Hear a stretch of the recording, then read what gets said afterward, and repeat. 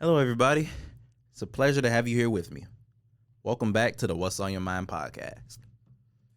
So, every time I say this, I take a deep breath because I'm like, I can't believe it, but I turned older this year.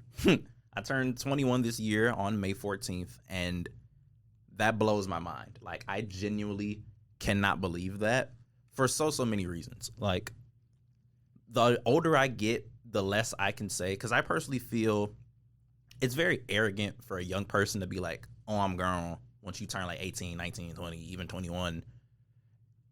But the older I get, because I usually say, like, when people try and joke with me, be like, oh, you grown, you do, oh, okay, you grown, man. I'd be like, nah, I wouldn't say I'm grown yet, like, but it's like the older I get, like, I'm actually grown. Like, that is crazy. Like, even though I don't drink, I've dabbled and I started to drink of April of last year, but I stopped towards the end of the year because I'm like, yeah, let's talk about it. It's not good. I don't get the hype. I don't get the hype of alcohol or drinking or really party culture. Like, I'm not a party person like that in general already. So something like drinking goes hand in hand with that, and it's just like it's not good. The feeling of being drunk it's not. It's just personally not for me. I don't judge anyone who does it, but I do feel, for my own personal opinion, it's very overhyped. But even with that being said, once, like, after May of this year, I could go into a store and get any bit of alcohol I want. Like, that blows my mind. And even though I don't drink like hard liquor, like straight alcohol, like regular alcohol, I drink like, I think they're called like coolers or something, like the drinks that got like 5% alcohol, like 1%. I don't even know if that's a lot, but just the drinks that got like minimal alcohol in them. I still drink those, but other than that, that's another thing. Wine, I do not like the taste of wine. That maybe once I'm like 25, 30 or older, I completely change my views in terms of this, but I don't get the hype. But like the fact that I could do those things, or like my ID go be changed, like, I don't know. It's so crazy to believe that I'm about to be 21 this year. Like, I genuinely feel old. Like, I be joking, and I even with me saying that, even though I do genuinely feel that way, I say it jokingly because I know 21 is nowhere near old. But knowing myself from, like, even just some months ago, let alone when I actually turned 21, it's gonna make me feel old. Like, that is crazy to me. There was a joke, because I'm a very affectionate person. I've been for as long as I can remember in my life. And there was a joke my dad used to always say, because I would always lay on top of him and like hug him and stuff and like be very affectionate. And he'll always be like, man, you gonna be 21 laying all up on me and stuff. And now here we go, turned to 21. I'm still very affectionate with my dad. You look at like, well, hey, spoke into existence, I guess. And to take a more serious approach in this conversation, I wanted to start off lighthearted due to the seriousness of this, but the dynamic of growing up it's a tough thing to comprehend and understand, because like I just had that lighthearted half of it. It can be a blessing and a burden, because the harsh reality, and it could be a good and bad thing, you're not the only one that gets older when you get older. Like, when I say I feel old and I'm turning 21, just think of how my parents feel or my grandparents feel. And every year when their lives continue, when you get older, other people get older. Meaning, you're seeing your parents grow. You're not just growing as well. You're seeing your parents grow. You're seeing your grandparents grow. And the most unfortunate part of growth, age-wise, is sometimes you lose people. And that's also another scary, very scary part of me the older I get, is the people around me get older as well. And that's, again, good thing. I see my peers getting older with me. We're turning 21 together, or my friends who are older than me. I can finally be like, yeah, I can do the legal stuff too, whatever, even though I don't do most of the stuff anyway. But that's the good part. But on the other end, you see your grandparent get older. Sometimes you may see them get sicker when they get older, or even my parents. I never try and disclose too much personal information, just out of respect for myself and the people I may be talking about. But my parents have health issues as well, and those don't get easier the older you get. Even me, most of the time in my jokes of feeling old, even though I be completely serious, I just say it in a joking tone. I'd be like, oh, my back hurt, or oh, my arms hurt. My parents would be like, oh, you too young to be feeling like your back hurt or whatever. But like the other day, I seriously hurt my back in the dumbest way possible. I just sat on the toilet wrong. And like, I don't know if I pulled a muscle or I stretched. I don't know what I did, but it instantly hurt when I like did the motion that caused the pain.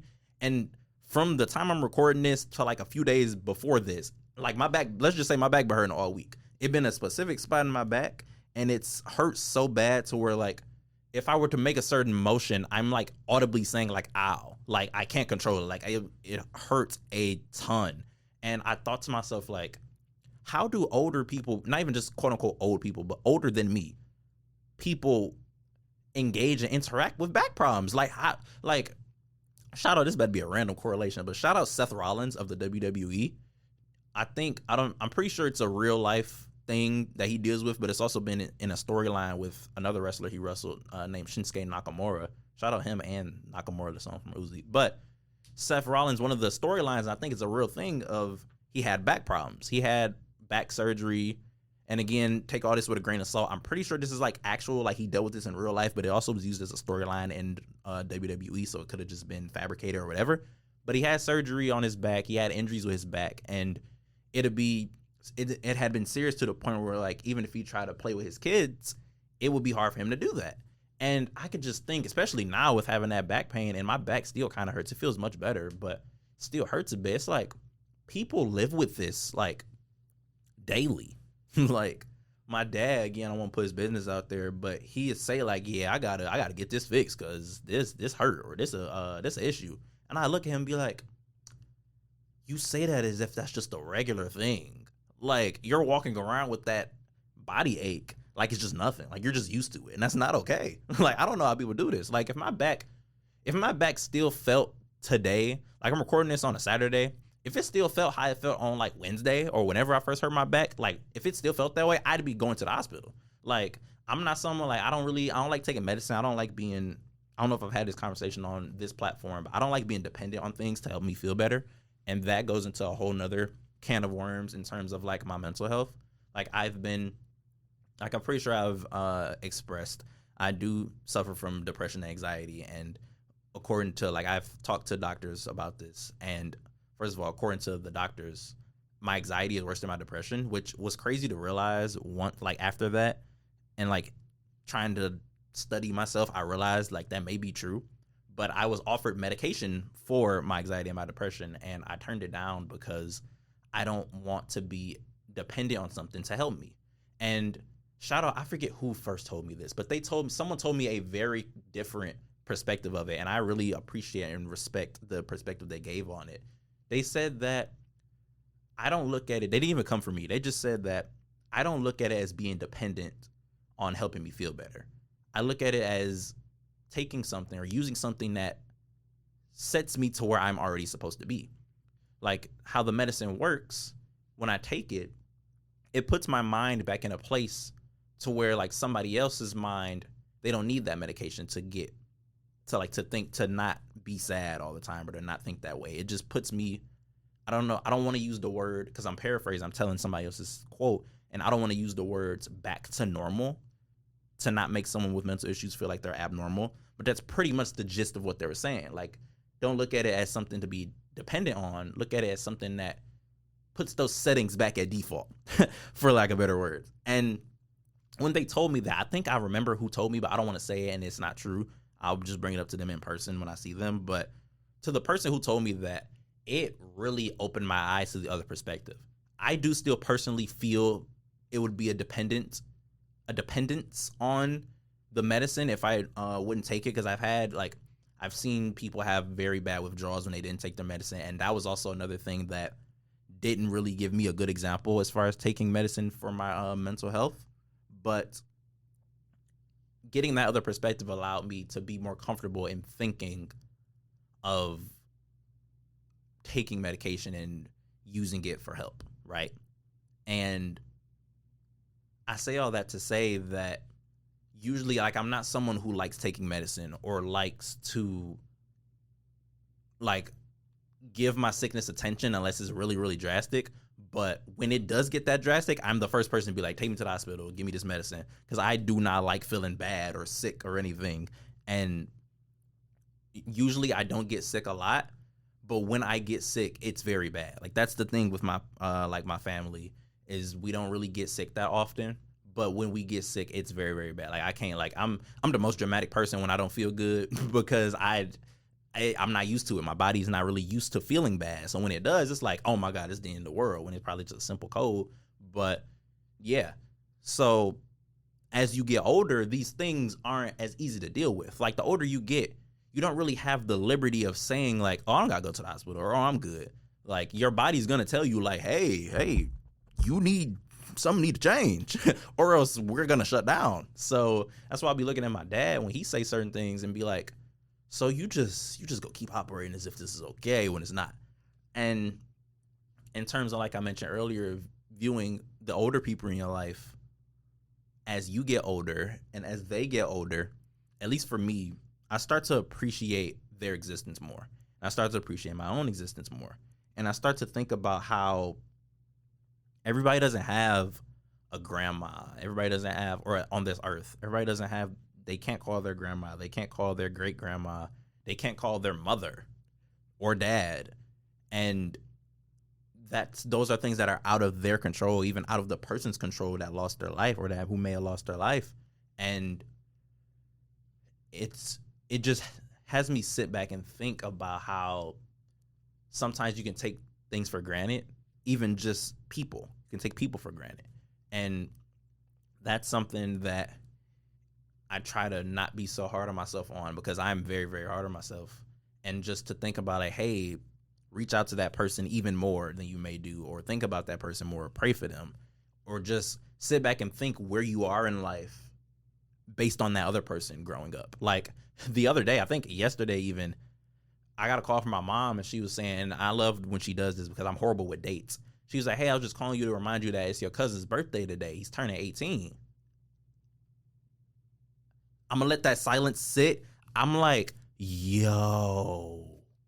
Now, this specific person, I knew they were turning that age, but it still hit me in the face because there's a picture of me and my little cousin. Shout out Jamie, my cousin I'm talking about. There's a picture of us on the couch together when we were babies.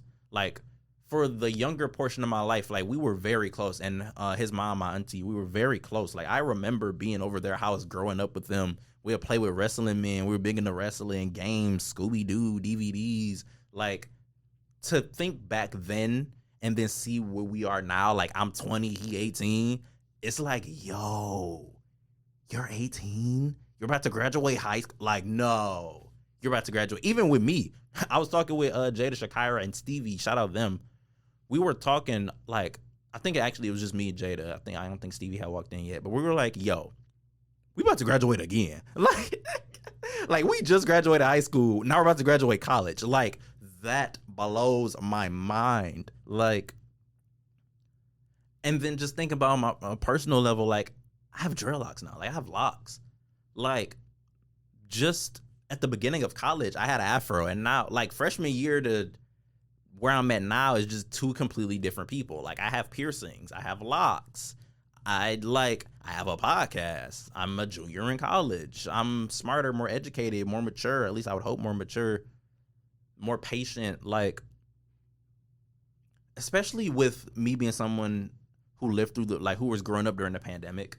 Like, first of all, guys, we're approaching the 4-year anniversary of COVID-19. Just sit with that for a second. It's almost been 4 years since COVID. What? Like, I remember as if it was yesterday. I can recall exactly the moments of COVID. I was in 11th grade, and I was in my advanced economics class with Mr. Norton. Shout out Mr. Norton, one of my favorite teachers. Great guy, great teacher from what I know. And we were going over a lesson, and then he randomly just stopped the class and was like, hey guys, most likely it's not going to be nothing, but I recommend you guys take your books and stuff home with you just in case something may happen. Like, again, it may not be nothing, but just take your books to class just in case, because they're talking about this sickness. Maybe it's a flu going around or a cold, and just take your books home. So I was one of the people who listened. I took because I think he assigned homework. Took economics book home. Took my books home. Like, hey, my teacher telling my parents, like, yeah, my teacher told me to do this, blah, blah, blah. Because we were also preparing for the SAT. How my high school did it, we take the PSAT, the pre-SAT, in 10th grade, and then we take the SAT in 11th grade. And even before 10th grade, like how my high school did it, it was preparing everybody from 9th grade to 11th grade. From the moment you step foot in there, you're preparing to take the SAT in 11th grade. So I think you take 2 pre-SATs, one in 9th, one in 10th, and then one in 11th grade. That first half of the semester of 11th grade, they're like, hey, the SAT, this is what's going to be on the SAT, blah, blah, blah. And this is what we were doing in the economics class. And then the following semester, we were supposed to take the SAT. So what ended up happening, so I take the books home, tell my parents, like, yeah, they talking about this thing. People, and I think at this point, people were walking around with masks saying, like, oh, yeah, this COVID thing, blah, blah, blah. But people weren't really taking it seriously. People was trolling. And shout out Rudy Gobert, NBA player in specific, where he was touching the microphones like, oh, yeah, COVID, y'all all go get sick. And then he got people sick. He got people infected with COVID. Crazy. But so I'm at home telling them I took my books. And they like, oh, yeah, it may not be nothing. It's not going to be a big a deal. Next day, everybody off of school for 2 weeks because of the COVID-19 pandemic. We want to just make sure it don't break out or nothing. We don't want people getting sick. And so we just go let y'all stay home for 2 weeks. We celebrating like, yeah, no school for 2 weeks. 2 years later. Matter of fact, 4 years later, I went from a junior in high school to a junior in college. Like, that, it wasn't nothing to play with. And I'm someone who got COVID on Christmas. Like, I went home for Christmas break and I got COVID in, I think, 2022. It was real. This wasn't nothing to play with. Like, even then, like I said earlier, people still are getting COVID. Like, it didn't go nowhere. And it's so crazy to think about. That was 4 years ago. Again, I just said I went from a junior in high school to a junior in college. Like, that blows my mind. And I genuinely, again, going back and forth from lighthearted to serious, the unfortunate part about it is some people didn't get a prom. Like, luckily I got a prom, but even our prom, we didn't know if we was going to get it. And even then we had to do it a certain way for COVID parameters. And again, I couldn't imagine going to school for K to 12 and you hear this thing like, oh yeah, prom, you go get the limo, you see other people do their prom things, and then when it's your year, you don't get a prom. Like, to this day, like, if somebody from the class 2020 is forever bitter about that, I can't blame them. Like, it makes it feel like a waste of time. Like, it makes everything feel like a waste of time. Like, I know people who I went to school with who they were the upperclassmen who didn't get that prom, or at least I don't know if they threw their own prom afterwards, but they didn't get that prom. And it's like, even because I think I do know some people who like threw their own prom months later. It's not the same. Like, it's just, that's crazy. So to think that was 4 years ago, it's just, all of this is so insane to think about. Like, the reason why I said like would be a more serious take on this part of the conversation is because even though we can joke about it, I feel like those years of my life were not lost, but it just feels like a blank screen. Like, you get the meme, and I saw a meme like this. It's like, you got 2020, black screen, 2024. Like, that's how it feels. Like, I can remember each year from 2020, 2021, 2022, but or 2023, it just feels like a blur. Like, it feels like I just went from 11th grade or junior in high school to junior in college. It don't feel real. And I feel like everyone, those years of their lives were taken from them unfairly. And it's so unfortunate. I read a book in my education minor class. Shout out Dr. Jacobson, and shout out, I forget the author's name, but it was called The Stolen Year. And it was about being a single mother, the author being a single mother and other single mothers and just people in general living their lives during 2020, 2021. And if it does feel like the stolen years, not even just 2020, from 2020 to 2022, and even a little bit of 2023, the stolen years. Again, in 2024, COVID did not go nowhere. People are still getting COVID as recent. I think the last person I heard got COVID was like a few weeks ago. Like, it didn't disappear, and it's still affecting people's lives. And like, I know people close to my parents who, like, my parents' friends, one of my parents' friends in particular, lost their mom from COVID. And if I'm not mistaken, I hope I'm ODing it, couldn't even go see her in the hospital, like, while she was at dad. It blows my mind. And to kind of wrap it up, because I'm gonna end this on a more lighthearted note, but just try to appreciate the things in life more. I'm gonna try and make sure this episode gets posted after the episode I did about the appreciation of effort and like how the bare minimum isn't the bare minimum. But if you ever need a wake up call, think about how you felt during COVID and how you feel now. Like, just going outside again. Like, I remember on Christmas, and who knows, I joke and say I got COVID from my parents because they was sick when I got home. But I also, on Christmas Day, I think it was on Christmas Day, I went to Benihana's with my cousin, and even that was like whoa, because I think it was 2021 or 2022. I forget the year. It probably was 2021. Now I think about it, but like, even that was like whoa, like, okay, be careful, like, wear your mask, like, make sure you take care of yourself, and then end up getting COVID. And it was crazy. I remember during that time too, like, at first I was heavy, like, anti-vax. I'm like, I don't like needles, I don't like shots, I don't know what's in the vax. Like, I'm not comfortable with it. Then my sister was one of the jokes we say, like, she was the OG of COVID. She got COVID in bad, like, late February 2020 or like early March 2020, if I'm remembering correctly. And like, she got it bad. I think she even got it twice. But this first time, she had, like, her face broke out. Her skin was red, coughing, sneezing, couldn't taste, breathe, blah, blah, blah. And it's like, at first we didn't know if it was COVID because it was so new. And then my dad took her to get a test, and it was actually COVID. And like, what was so scary, she was around a lot of people. Like, she was around like a pregnant woman, my uncle, me, we were over her house, over my grandma who's of older age. Like, that could have gotten very bad. And if I'm not mistaken, I think it turned out all of us end up getting COVID. I don't think it was right after my sister got it, but we all end up getting it. And it was a scary time. But some more funny parts of this time is my senior year of high school in 2021, we had the option to either do it online or in class. Now, I personally really hate online classes for a lot of reasons. I don't got to get into them, but I chose to be in person, and these were classes of like maybe 10 people max, as little as 3 people in classrooms. And in my Spanish class, there was about, let's say, it was me, 3 of my friends, that's 4 people, 5, again, let's say 8 people, 10 at max, right? One of the people in particular was this new kid. He would come in, he didn't even come in at the beginning of the year, he came in like towards like the middle of the year, come in Spanish class, put his head down, wouldn't do the work, wouldn't really be interested. When the teacher tried to talk to him, he was never disrespectful, he just wasn't interested. And he would always put his head down, never really talk to nobody. And my Spanish teacher would ask me, because she knew I was a very bubbly, friendly person, like, hey, could you talk to him, try and cheer him up, try to get him help with his work? And I went to him and I was like, hey, Spanish teacher, her name was Miss Sipsock, shout out Miss Sipsock. I was like, hey, Miss Sipsock, saying like, you got to do the assignment. She wants you to like keep your head up and stuff.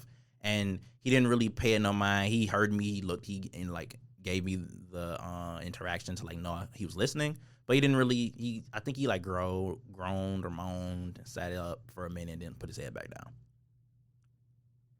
That kid turned out to be Speed, the global sensation, YouTuber, star, whatever you want to call him. That was Speed. I'm pretty sure his real name is Darren. That kid turned out to be Speed.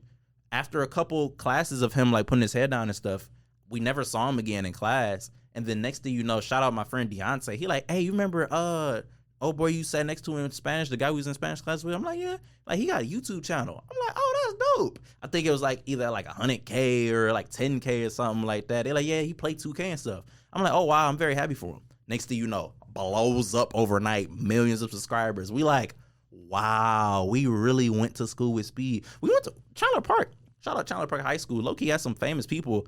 like Haha Davis went there for a minute. I know somebody who they met Haha Davis in the gym and took a picture with him. Shout out him. Speed went to our school. I sat right next to Speed. Like I talked to him and like sat right next to him, and like it's crazy. And I'm genuinely very, very happy that he blew up, because not to say he was dumb or not. I'm pretty sure he graduated. Maybe he clearly smart because he's a marketing genius, whether you agree with how he does the marketing or not. But it didn't seem like school was something that interested him. And you never know what was going on in his personal life at the time. But as far as Spanish class, and who knows his other classes, it wasn't something that interested him. So for him to make generational wealth at like he blew up. I think because I'm 20, I think he's at least 2 years younger than me. He had to blow up at like 17, 16, from anywhere from 16 to 18 to get like, again, I don't think I'm ODing this when I say like generational wealth, because he's been big on the internet for a minute. He's going to continue to be big on the internet for a while. And let's just say he never got to work a day in his life. Let's say if generational wealth is ODing it, he's never going to have to work again a day in his life. That's a blessing. And he has that at 8, because I'm turning 21. He maybe turns 19 this year. I think he does. I think he does turn 19, because I think he just recently turned 18. So 19, and he blew up, I think, at like late 2020. So again, this is 4 years ago. If he turns 19, yeah, he was fit. Jesus Christ. That means I was 17. Wow. He got famous at a very young age, and he's had his downfalls. He had people been hypercritical of him, but like, we gotta realize how young he is and where he's at in life. Like, he's been across the world. He's met Ronaldo. He's been many different like, I'm just so happy for him. I don't know if he'll ever hear this or he'll even ever remember anybody from Chandler Park, because I don't even think he was from Michigan. I think he obviously hopped schools a lot, and then once he blew up, he obviously maybe wasn't in school a lot. So who knows if he'll ever hear this or even remember this, even if he do hear it. But shout out Speed.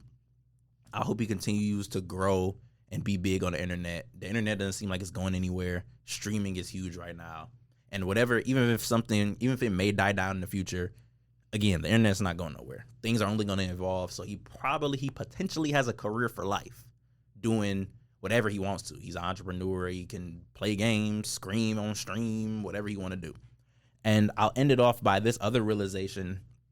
So, and that's actually, I don't know if I'll publish this next episode I'm about to refer to or allude to right after this one, but my favorite basketball player is LeBron James. And I feel he's the second greatest player of all time, but the best basketball player of all time. And you'll understand more what I mean when I make the episode of greatest versus best, or the important distinction between the greatest and the best. But no, it won't be published because I'm gonna publish. I know how I'm gonna do it, but it'll make sense. You'll get it in a minute. But he's 39. He just had, again, the meme, my glorious king. He had his 39th birthday the other day, and he's going on his 21st year in the league. By the way, I was explaining this to somebody yesterday. LeBron James has been professionally playing basketball as long as I've been alive. I say that to say, when he retires, I'm going to feel how Kobe fans felt. And I felt it a little bit because I was a Kobe fan. I really love R.I.P. Kobe Bryant. Again, first of all, to cut myself off, the fact that R.I.P. Kobe Bryant comes out of my mouth, like 2020, and then Juice WRLD, I think that was like late 2019. But again, time go by so fast, and it's crazy. I'm about to get back sad again. But to continue on the more lighthearted side of this conversation, when, like, for example, how my dad must have felt when Kobe retired, that's most likely how I'm going to feel when LeBron James retired. But even then, at least with Kobe or like somebody like Magic Johnson, like, my dad was alive and watching basketball during those players. And my dad, he famously says, like, I seen Jordan, Kobe, and LeBron all play. Crazy, by the way. But like, LeBron, my lifespan has not existed without LeBron James in basketball. Especially with me just watching basketball, LeBron James and basketball go hand in hand. When he finally puts the game down, I'm gonna actually feel old. No matter if I'm 21, 22, no matter how young somebody may think, I'm going to feel very old when him and Derrick Rose retire. Because Derrick Rose is my first. I tell this story frequently. Derrick Rose, from memory, is my first ever favorite basketball player. but it was unfortunately during the time where he was getting injured, and he got injured and wasn't playing, and I was too young enough to remember who he was. And then I just started watching this LeBron guy, and I don't even remember the first game I watched. I don't remember why I liked him, but since that point, love LeBron James, and he's been my favorite player ever since. So it's gonna, like, a piece of me is gonna, and I hate to not to come off so OD or so emotional, but a piece of me is gonna genuinely feel missing when LeBron James retires from basketball, because I don't know basketball without LeBron James. Many people don't. Again, I'm 21. He's going in his 21st year, and I'm 21. Literally, as long as I've been alive, he's playing basketball. He got drafted in 2003. If I'm not mistaken, I don't know if the draft is in June or July, but a couple months after I was born. Like, I don't know what basketball is without LeBron James. Even once he retires, I won't know what basketball is without LeBron James. Heck, basketball may not know what basketball is without LeBron James. LeBron James has been the face of the NBA for low-key since he's been drafted, but for the longest time. And just to even give LeBron a little bit more praise, like the fact that the hype he had coming into the league was so much, and not only did he meet those expectations, he exceeded the very high expectations he had. Like, again, I was having this conversation with, I think, Brian. Shout out Brian. But if somebody, especially since he's my favorite player anyway, if somebody were to tell me LeBron James is their GOAT, I'm not mad at that. And even then, I asked myself, which I have an answer, but I asked myself and I asked other people, what else does LeBron James have to do to be considered the greatest basketball player of all time? Like, his longevity is crazy. He's one of the craziest parts about LeBron James is LeBron James haters, or just LeBron James people who criticize LeBron, they consider him a pass first player. They say he not clutch. He don't got the clutch gene. You don't take the big moment. He defers to other players all the time. He's the leading scorer of all time in NBA history, and he's most likely going to get 40,000 total points of his career.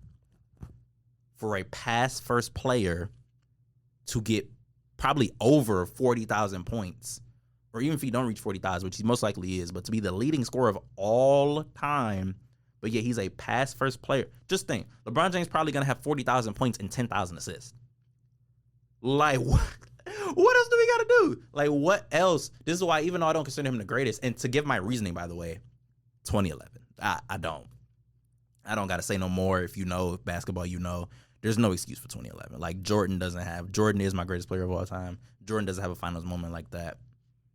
2011, it's bad. There's no excuse for LeBron James to be getting lit up by Jason Terry. There's just no excuse. There's no excuse for how he played. But even with that, some people feel like his longevity outweighs 2011, which at this point, like, let's just say LeBron James get another ring of Finals MVP. Like, okay, so that put him at 5. Even then, LeBron James has been the second greatest basketball player to me of all time since 2016. Like, since he came back from 3-1 and put up that performance, he didn't need to do no, like, he could have retired that day he won that finals, and he would have been the second greatest player of all time for me. Like, he didn't need to do more. He didn't need the bubble ring. He didn't even need the scoring record for me personally. But because the unfortunate part, unless he just continues to do crazy junk, I'm never going to consider him the greatest player of all time, NBA player of all time. Like, my mind is pretty much made up. I can see myself changing my opinion because I am someone who can, like, I'm not stubborn. I can change my opinion, especially if, again, he continues to do crazy junk. But my mind has been made up since 2016 as far as LeBron James. Like, you can, unless the name is Michael Jordan, I'm not going to seriously consider that player greater than LeBron. And as far as best, there's not a better basketball player I don't think is ever going to be on this. Well, again, I'm not going to give a hyperbole and say ever, because as time evolves, life evolves. So basketball players are going to get better. Technology is going to get better. But as of today, this recording, there has not been a better basketball player than LeBron James. There just hasn't. Not Jordan, not Wilt, whatever name you want to throw out there. The best all-around player of all of time is LeBron James. Like, there's no, again, I won't take it, depending on your answer, I won't take you seriously. And especially once I define my difference between greatest and best.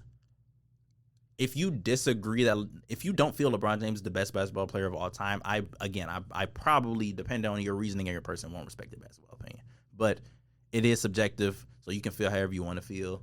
But the fact that very soon in my life, LeBron James is not going to be a professional NBA player, It blows my mind. So, with that being said, don't take the little things for granted in terms of getting older. Because when high school, they always told us, like, appreciate these years because they're going to go by fast. I didn't believe it. I didn't listen. I remember being in those class meetings for high school, and they have all the 9th graders, all the 10th graders, all the 11th graders, all the 12th graders. Or they didn't do 12th grade because COVID. But another thing of COVID, by the way, this was so not a good decision. But I mentioned earlier that we were supposed to take the SAT, right? How they end up doing it was, I can't believe this. They chose to bring groups of students back all at once to take the SAT. Like, I think they did it between 2 days, but like hundreds of students would be in the building all at once, all grouped. I remember it like it was yesterday. We were all at the door, all bunched up next to each other because they was checking in one by one, trying to check temperatures and send us to our rooms for the SAT. It wasn't a good decision. Now, again, to give them benefit of the doubt, what else could they have done? Because the SAT is a state thing. I'm pretty sure it's a Michigan thing. Like, there was no way you couldn't avoid the SAT. And luckily, at least for class 2020 and 2021, I think, colleges didn't require SAT scores. Like, they didn't put that in heavy consideration when accepting students. Heck, that's probably the reason why I'm sitting here in Michigan State today. Who knows? I didn't do bad on the SAT. I got like a 1020. So that's not horrible, but I don't think that's considered good, quote unquote. But who knows? I'm here now. But the fact that 2020 was 4 years ago, like, don't take it for granted.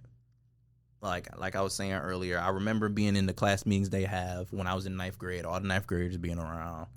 I still remember middle school, but all the 10th graders being around, and they would tell us, like, these years are going to go by fast. Do not take it for granted. And I did not listen. And next thing you know, I went from 11th grade, junior in high school, to junior in college. And I'm going to eventually graduate college. So don't rush it. Like, another thing that I'm hard on myself on is, like, I don't have my license yet. I have my permit and I know how to drive. I can drive, but I don't have a license. I don't have a car. I always think to myself, like, oh my God, my peers have cars. And I had to sit back and realize, like, it's no rush. Like, I don't need to rush to get older. Or, like, one of the examples I gave earlier, like, wanting to drink or, like, go get drinks and stuff. It's like, sometimes, at least for the little time I did drink, or especially my peers who drink, they'd be like, dang, I got to rely on somebody else to get this stuff for me. And it's like, I think to myself, like, it's no rush. Like, once you get that age, you probably wish you were younger. I don't necessarily wish I was younger, but I do wish that I didn't take it for granted. I wish I did certain things differently. I wish I did certain decisions differently. And I can't take those decisions back, but I can move forward. And I can take the lessons with me I've learned and grow and continue to grow up and continue to be a responsible person and continue to be the best version of myself I can be. And I know everybody listening to this will do the same. You guys will take the experiences you've went through and continue to persevere through them and continue to grow as people. And I'll leave off this episode with the quote in my Instagram bio. The things you will overcome and the things you have overcame are what genuinely make you special, unique, and truly one of a kind. You wouldn't have got those things without waking up day by day. And even during the days you didn't think you'd make it, you kept going. And that's what growth is to me. I appreciate you all for listening, and I hope you tune into the next episode. And hopefully you'll tell me what's on your mind. Thank you. Bye.